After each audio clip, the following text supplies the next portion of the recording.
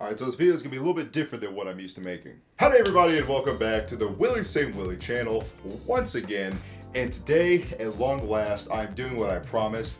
I am making a fan-made sequel to Island of the Slaughtered. I bet you guys thought I wasn't going to make this, right? Because of the Man in the Suit video I was working on. You thought I skipped it? No. I'm a man of my word. Now, if you haven't watched my Island of the Slaughtered video, then what are you doing here? Go watch that because you're going to be totally lost. Now, Island of the Slaughtered is a Tumblr/TikTok Total Drama Island alternate universe, or AU, and it's basically Total Drama Island if it was a slasher/supernatural thriller, I guess. I don't know. It's kind of creepy. The claim to fame to it is mostly the fan art. Now, like I said, before you continue on this video, I highly recommend you go watch the original and also go support the original creator, EV_RY on TikTok. I'll leave a link to her TikTok in the description below like I did in the first one. Now, the only reason I'm even making this sort of pseudo sequel is because Evie herself kind of gave up on this series and doesn't really want to work on anything related to it anymore. And I can't really blame her after some of the weird comments she got from some sickos out there who tried to make some weird headcanons about the series. I'm not gonna get into it, but I mean, dude, she was like 14 when she made this, man. Like, come on, don't make it weird. Yeah, I know the series is already kind of horror-based and gory to begin with, but don't make it worse than it is. And also because the first video I made on this is just so astronomically popular that I feel sort of obligated to talk about this series again, so I have taken it upon myself to make a fan-made sequel. Now, because I'm not a talented young artist like Evie, I will not be able to make the biggest claim to fame of this series, which is the fan art of the deaths of the characters.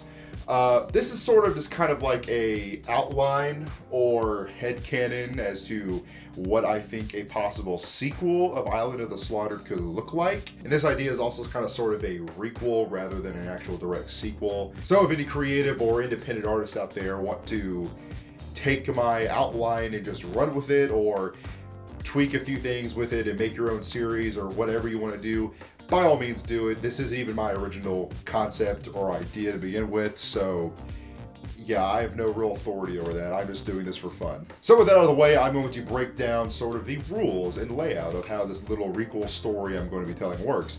Well, I have all of the original characters of Total Drama Action, which is the second season of Total Drama Island, and I'm going to be telling a sort of Island of the Slaughtered-esque story using these characters. And as you can see on the board, at the end of the story, you're going to find out who survives, yippee, yay, and who is DED dead. I'm just kidding, I didn't misspell dead. I mean, there's a little A right there. Come on, man, don't be a grammar. No, German. Yeah, I made a little art in red for dead, and then survives. I tried to make this a little picture of like my face, like smiling, but it looks just more like an amateur rendition of Carl Weezer from Jimmy Neutron, so ignore that. Jimmy's mom.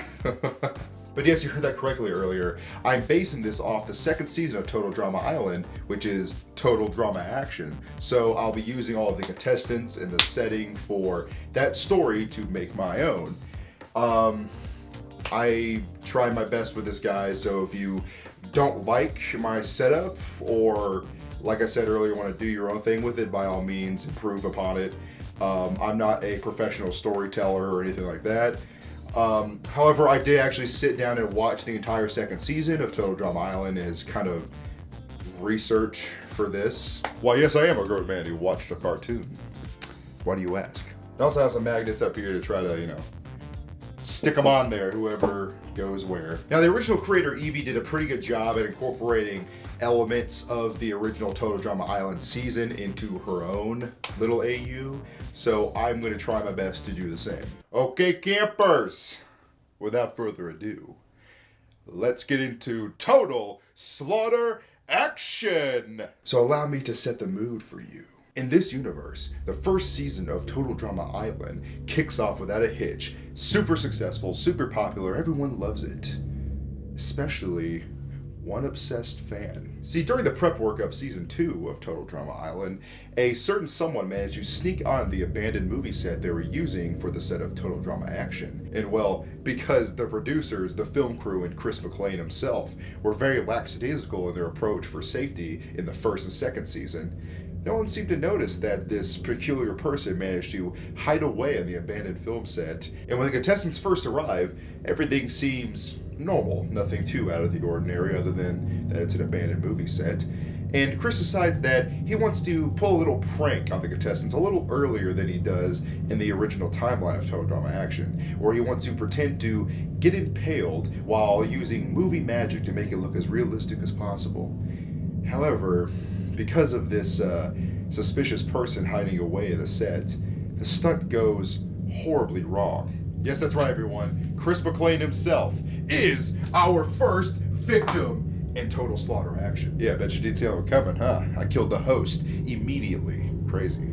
You see, our secret killer tampered with all of the stunts and equipment and food and everything related to the set in Total Drama Action. So, when Chris went to go do his little impalement stunt, well, he actually got impaled. So, yeah, he is deceased. There's no helping him. And the contestants at first think that this is all just part of the show. I mean, this season is movie themed after all, so they would have no reason to suspect that the first movie wouldn't be a slasher movie, right? However, Chef and the film crew notice immediately that the stunt has gone horribly wrong, and upon investigation, realize that this was intentional. So in a state of panic and desperation, the film crew, along with Chef, pack up all their gear and leave with all the modes of transportation and escape with them, stranding the remaining contestants. Yes, everyone, that means the film crew, along with Chef, survives. And like I said before, the contestants are still pretty much unaware that anything wrong is really going on and try to figure out what the challenge is even supposed to be. And, you know, they kind of just wander about and hang out, and Owen proceeds to pig out on all of the food and eat whatever he can find in the kitchen because, I mean, it's Owen. While the contestants are all just hanging out, chit-chatting, they hear a rather monstrous roar. That's right, ladies and gentlemen, the animatronic monster that was supposed to be used in the first challenge of Total Drama Action has been hijacked by the killer, and while everyone else proceeds to freak out and run away, Jeff and Bridget are a little bit distracted. Yes, that's right, our next victims are Jeff and Bridget, who proceed to be crushed to death and eaten by the animatronic monster, controlled by the killer. Sorry guys, I hope you survived this one, but didn't have the skill set for it, I guess. Oh, something else I forgot to mention. You might remember that in Total Drama Action, a few of the original contestants were not permitted to participate in Season 2. That would include Tyler, Noah, Katie, Sadie, Ezekiel, and basically they're just forced to sit on the sidelines and just watch the events unfold as the season progresses. That means those contestants are far away from the movie set and they aren't participating in this slaughter. And you might have noticed I'm just so happening to wear a tracksuit in honor of Tyler, who is now one of the contestants in Total Slaughter Action. So as of right now, they are blissfully unaware of what's going on and are just eagerly waiting for the first episode of Total Drama Action to air. Anyway, let's continue. So a few days go by and the contestants are freaking out, trying to figure out what to do, and they all stay in one group because they're all paranoid about who's going to get picked off next. So keep in mind, we have 3 people who are dead already. And it's at this point that our masked killer reveals himself. And because a lot of fans of the original Island of the Slaughtered used the hockey mask, Jason-inspired slasher from the first season of Total Drama Island, I'm going to go with a sort of Ghostface-inspired looking killer, since this season is all about movie themes, so I think it fits. And it's at this point that everyone panics and tries to get away from the killer as quickly as they can. And everyone seems to get away unscathed. Except for one. That's right, next on the chopping block is the cool guy, Trent. And the killer does not like Trent that much. See, the killer catches Trent while he's in the horse stable and gets a rather creative idea. See, the killer knocks Trent out, ties him up to several horses, and then gets the horses to run in opposite directions, pulling Trent apart while he's still alive. So, yeah, very gruesome. And also to add insult to injury, the killer proceeds to chop up those remaining parts into 9 separate pieces. Just as a middle finger to Trent, I guess. He just does not like Trent for some reason. So yes, that's right. Trent, the cool guy, is in our dead category. I would feel sorry for Gwen, but they were going to break up soon anyway, so who cares? Now at this point you might be saying, Willie, you're just going to kill off all the characters in the order they were voted off in the show, aren't you? No. This next victim is sort of a double whammy because, well, remember how I mentioned earlier that Owen proceeded to gorge himself and eat up all the food in the kitchen while everyone was just waiting, trying to figure out what the challenge was at the beginning? Well, it turns out all of the food was poisoned by the killer. See, the killer's thought process was he was going to poison all the food that had been prepped in advance by Chef, because Chef would consume the food before anybody else and therefore be poisoned. This was probably done because Chef is probably one of the realistically only real physical threats to the killer, so he wanted to go ahead and knock him out of the way. But because Chef left the set with the film crew before he actually tried any of the food, it ended up not really mattering anyway, and therefore Owen was the one to eat the food and become poisoned. The poison took a couple days to really start affecting Owen, and it's looking very clear that he might die very soon if they don't find medicine to help him. So some of the contestants try to spread out and look for supplies to see if they can help Owen. But during all this, guess who gets caught by the killer? Heather! Yeah, I forgot she was bald this season, too. That's kind of funny, but whatever. Yes, that's right, the Queen of Mean dies in this requel series just like she did in the original. So, unfortunately for Heather, you are going on the loser board! Now, how I imagined Heather to be killed was that she was caught by the killer and then hung with a noose. Kind of a shout out to the Ghost Challenge and Total Drama Action where she's hanging from the ceiling. But this time she's literally hanging from the ceiling. And I imagine if someone made fan art of this, it'd be like kind of like the fan art from the original Island of the Slaughtered, but she's hanging by a noose and she doesn't have hair because she's bald. So that's just a funny image to me. I thought that would be kind of funny. Well, it's not really funny, it's sad, but you know what I mean. And because of this delay, the contestants are unable to find medicine for Owen, and he succumbs to the poison. Therefore, the party guy, the man with the appetite, his downfall was his love of food. So poetic. See, maybe if DJ was in charge of the food from day one, this wouldn't have happened. Just saying. Now, another question you might be asking is, really, these are all people that died in the original Island of the Slaughtered series. And be patient, there will be differences, don't worry, just keep your head on. So a few more days go by with the killer oddly absent and paranoia growing within the group. And it's at this point that they're still trying to find supplies and find a way off the set that they decide to split up to look for supplies or just any clues as the way they can call for help or get out of there. And one of these groups is Lindsay and LeShawna. See, most people don't expect much from Lindsay, but because she's been through a lot of character development since the first season of Total Drama Island, and she's more willing to stand up for herself and also use her brain a little bit. And she finds out that she's very good at sleuthing and detective work. See, her and LeShawna managed to find a hidden camera room. Once in the room, they see that they can basically see everything on the whole film set. There's cameras all over the place that are still actively being ran and operated. See, at first they're kind of confused because, I mean, didn't the film crew pack up everything and leave? What the hell's going on here? Sorry guys, I just got back home. I was out and about earlier, had to stop filming. And while I was out and about, I had time to reflect and think about what exactly I'm doing. And I had a real Dr. Frankenstein moment, but instead of doing something cool like making a zombie in a lab, I got to reflect and regret my decision of having a whiteboard in my room with Total Drama Island characters on it. Yeah.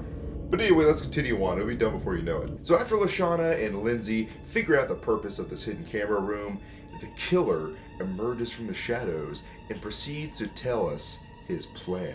See, the killer doesn't reveal his identity, but he does reveal to us that he was an obsessed fan and loved the first season of Total Drama Island, with the slasher-themed episode being his favorite. And he thought, what better way to raise the stakes for a Total Drama Island sequel than by making it over life and death. See, the killer wanted to trap all the contestants and use them as actors in his very own personal slasher movie. And the reason that he wanted to kill off Chris McClane himself first is because, I mean, well, who needs a TV host when you're making a movie?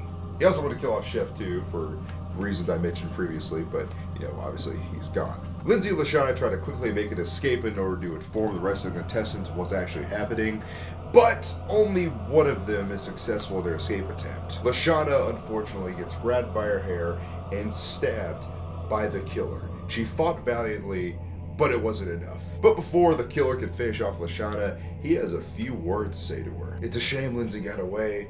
I wanted to kill the dumb blonde just like they do in all the best slasher movies. But hey, look at the bright side, LeShawna. At least a couple of you will survive. Because hey, I mean, what's a slasher movie without a final girl? And with that, unfortunately, LeShawna is ended by the killer by stab wound. Now, meanwhile, outside of the film set, the former contestants from season 1 are really confused because it's been about a week and a half at this point, and they haven't heard anything about episodes airing or even anything from the film crew. So they start to question what actually went down on the set. Now, the film crew and producers were trying to keep radio silent in order to try to figure out how to properly handle the situation. But luckily, Noah is able to talk to one of the film crew members and inadvertently gets them to slip up and tell him a little bit about what's going on. He learned that the contestants were left by themselves at the abandoned film set and that Chris McClane himself was killed off by some sort of unknown figure lurking around. But unlike in Island of the Slaughtered, where the true location of the island was only known by the film crew and producers and Chris McClane, well, the contestants actually have an idea of where the film set is actually at. So while they put their heads together trying to pinpoint the location, it takes them a process of a few more days and then another day on top of that for help to properly arrive to rescue the survivors. So as long as the contestants can hold out for just a few more days, maybe some of them can get out of this alive. That's right, I made Noah come in clutch in this scenario because I did him dirty in the first video. I kind of, said I didn't like him, which a lot of people didn't like, but I think I redeemed him a little bit in this one. I gave him a little bit of early character development, unlike in the regular show. So, back on the film set, Lindsay manages to find the rest of the group and inform them on what's really going on. That they're in a real-life slasher movie, and they're just going to continue to get picked off until they either find a way to stop the killer or get off the film set. Now, before the killer was kind of playing around with the contestants, he was letting them have a couple days of reprieve at a time, try to let the paranoia set in and anxiousness, but we can clearly see that he's been doing a pretty effective job. He's been picking out a pretty good amount of people so far. However, because Lindsay revealed to the contestants that they're actually in a slasher movie, well, the killer is not too happy about that. Now, with the hidden cameras being everywhere, the killer is able to track their movements pretty effectively. So, all of a sudden, out of nowhere, the killer appears and he tries to go for Lindsay. However, the group naturally tries to run away and get away from him. And the only person he's able to grab that's nearby is our boy Justin.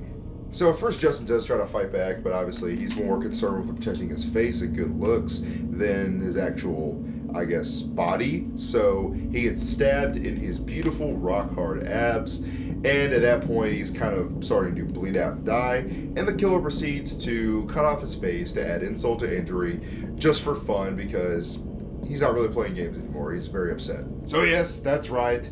That means Justin is our next victim.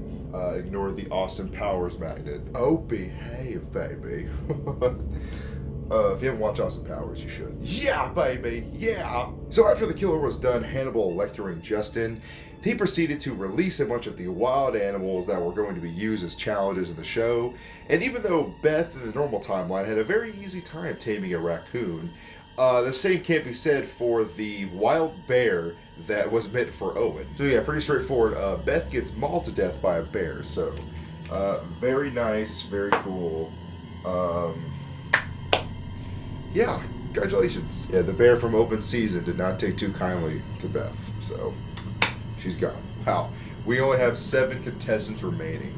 This is exciting. So after a couple of days of the remaining contestants trying to fight and claw every inch of the way just to survive, you can probably imagine along the way there's some inter-group drama, like with Duncan and Courtney, because Duncan is always somehow involved in drama, and Harold is probably completely distraught over the death of LeShawna. So yeah, not a very good mindset for anyone to be in. But because everything happened so fast and the killer's reaction to Lindsay telling the group about his plan, she feels partially responsible for the deaths of Justin and Beth, and she kind of tries to wander off on her own temporarily. And that is what the killer was waiting for. The killer corners Lindsay at the top of a cliff and he's very eager to shut her up. However, before the killer can finally deal a killing blow, Duncan comes in from the back and tackles the killer, and they both fall off the cliff. Lindsay, although distraught, manages to walk her way back to the main group, and she's still trying to process everything that happened, but she does tell them about what happened to the killer and Duncan. And shortly after this, help finally arrives at the abandoned movie set, along with the former contestants of the last season, because why wouldn't they want to come? And finally, everything seems to be fine. However, there is one unfortunate thing, is that even though Duncan's body and the killer were never found, he is presumed dead. So, Duncan goes to the loser board, unfortunately. Now the contestants are rescued, the slaughter seems to be over. So, let's go over our survivors. First up, we have Izzy. Oh, Izzy. I think this is honestly pretty self-explanatory. Izzy was never going to be bested by some random mass killer. I mean, she's basically a weapon of mass destruction, a rogue CIA asset, if anything. I'm surprised she didn't just live in the woods the whole time and start stalking the killer himself, because she is just, long story short, she's crazy. So, crazy. I was crazy once. Although injured both physically and mentally from her interactions with the killer, Lindsay manages to survive. Good for her, man. She bit the dust rather early in the original Island of the Slaughtered, so I'm glad to see her get some character development and actually make it to the end in my sequel. Another one that kind of came as a shock at how they survived is my boy, DJ. Now, to be honest, I did not have the heart to kill this man this time. I really wanted him to go home and see his mama. Unlike Island of the Slaughtered, in total slaughter action, DJ survives. And here we have another underrated character, Harold, who Harold might not have done too much to help anyone survive. He still managed to make it to the end and keep his wits about him, despite losing the love of his life, LeShawna. So Harold, I believe, deserves a spot in the survivor board for persevering and making it through. Now, because I based the killer off Ghostface, I like to imagine that Harold was kind of like a pseudo Randy Meeks character trying to use his nerd and moving horror knowledge to try to survive. Now, it ended up not really helping him too much, but still, it's the thought that counts. So, Harold, you deserve a spot on the survivor board this time, my friend. Here's one that I really didn't think was going to make it to the end, but Courtney, who was kind of the villain in Total Drama Action in the original timeline, but this time she didn't really get the chance to use a lot of her suing powers and abilities and lawyers to help her out. So she kind of just had to default to her normal self and, her relationship with Duncan. So that was kind of a good thing. So Courtney, although distraught over the loss of Duncan, she will eventually move on. She survives. There's another character that isn't really surprising that she survived. Gwen. Interesting fact, the killer was planning on making Gwen one of the survivors from the very beginning. A final girl, if you will. Gwen most definitely goes in the survivor spot. Man, it's kind of weird not seeing Duncan over here because, if he didn't sacrifice himself, he definitely could have made it to the end. But, Alright, now that I've been through all the survivors and deaths, I'd like to go over the main story of Total Slaughter Action. So after the first season of Total Drama Island wraps up, we have an obsessed fan who takes his love of Total Drama Island and horror movies a step too far. The killer stuck onto the set of what was to become the highly unregulated Total Drama Action and decided to hijack it and make his own sequel. And because the killer loves horror movies, an abandoned film set is just the perfect location for him. He saw his opportunity and he took it. The killer had his own cameras hidden all over the abandoned film set, and then he proceeded to poison the food, tamper with the equipment and challenges. Also, he could pick off the contestants one by one, leaving only a handful of survivors. Now, even though Duncan at the end managed to sacrifice himself and foil the killer's original plan, he was very close to succeeding in it, as he was only going to leave a couple of the contestants alive and then make his escape so he could potentially plan a sequel. And what's funny is the killer had his survivors picked out in advance, and that would be his two final girls, Courtney and Gwen, with Gwen being his personal favorite. That means if the killer had been successful, DJ, Lindsay, and Harold would be gone. I don't think the killer accounted for Izzy, as Izzy probably would have somehow managed to escape. So, yeah, there would have just been Courtney and Gwen left. And the reason for this wasn't just because the killer was obsessed with Gwen, but it was because he was trying to keep it in line with the rules of a slasher. You know, that would be killing off the dumb blonde, the cool characters, the handsome lover boy characters, and leaving only the strong, independent virgin characters, thus creating his perfect real-life slasher movie. So there you have it, guys. That is my potential rough outline of what a sequel to Island of the Slaughtered could potentially look like. And I know I couldn't really do the series too much justice like I wanted to, but I still wanted to give you guys my idea because I said I would. So if you guys hated it and never want me to ever think of a potential sequel to anything ever again, make sure you keep your hate comments to yourself, unless they're as funny as my man John here, who just read that. I thought it was pretty funny. This man really said the mullet was the scariest part of the video. You know, it made me giggle, so I wanted to bring that up. But guys, like I said before, keep in mind this is all just for fun, so don't take it too seriously. If I kill off your favorite character, sorry. Look, man, someone had to go. Okay, some people had to go. Bodies needed to drop. Oh, and guys, this is the first time you're seeing me. Please check out my other videos too, because I don't want this being the indicator of what my channel is, so I don't know, man. I don't know how good of a first impression this would be to the newcomers. Shout out once again to the original creator of Island of the Slaughtered, Evie. I have no idea if she even watched my original video, and if she hasn't, she probably is not going to watch this one, so whatever, I had to say it. But as always, guys, thank you so much for watching. And just in case I don't see you, stay safe and have a good one. Goodbye.